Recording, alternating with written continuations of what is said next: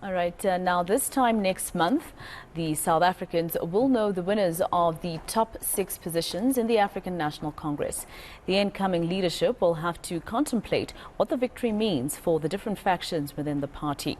Now, Cyril Ramaphosa's term has seen the ANC president having to constantly perform a balancing act due to factionalism.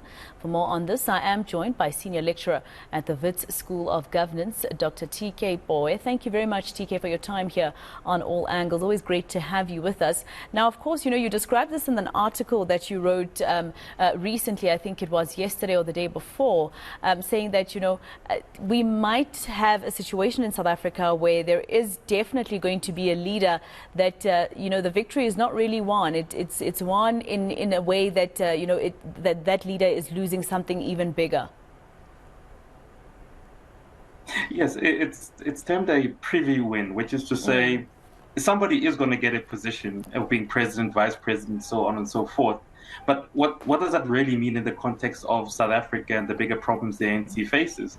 And I say in the article that, look, when it comes to what you really need a political party to do, which is look at economic development, be able to also plan for the future, these are far away things that the ANC currently does not have. So it's actually going to be a hollow victory, which is to say there will be a winner.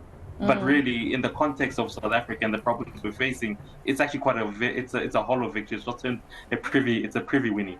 And looking at the fact, Doc, that the fact that we find ourselves here with the problems that we have in South Africa, most of them we could attribute to the governing party of the day, right? So that leader would have to start off by cleaning up the ANC in order to be able to clean up the country. And that's probably going to be a very difficult task.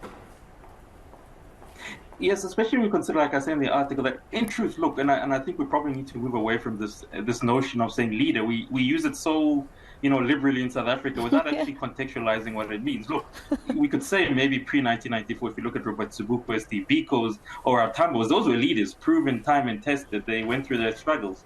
Unfortunately, what we have now are people who have not proven being tested. Yes, they occupy positions of power, and I think that's been the major thing, that we equate power with leadership, and hence we get disappointed when things don't work out properly.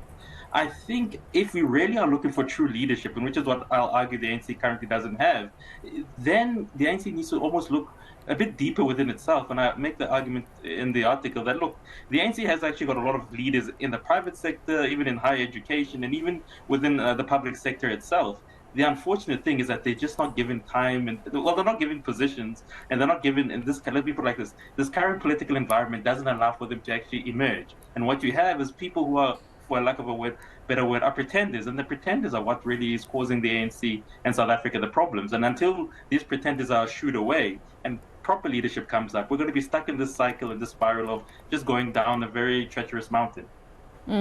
So am I being, despondent, if I ask you this question, am I being despondent against the ANC, or maybe just a little unfair on them? But when you talk about this type of victory, whichever leader takes up positions in the top 6, particularly the president position, right? You're saying that that victory will come with a great loss as well on the other side. Are you talking about within the party as well, in terms of the cost of becoming president within the ANC? The fact that we've seen and heard court cases, sometimes they even take each other to court during elective conference, and also the fact that there's also talk about bribery from provinces for certain people of certain factions to make it up there.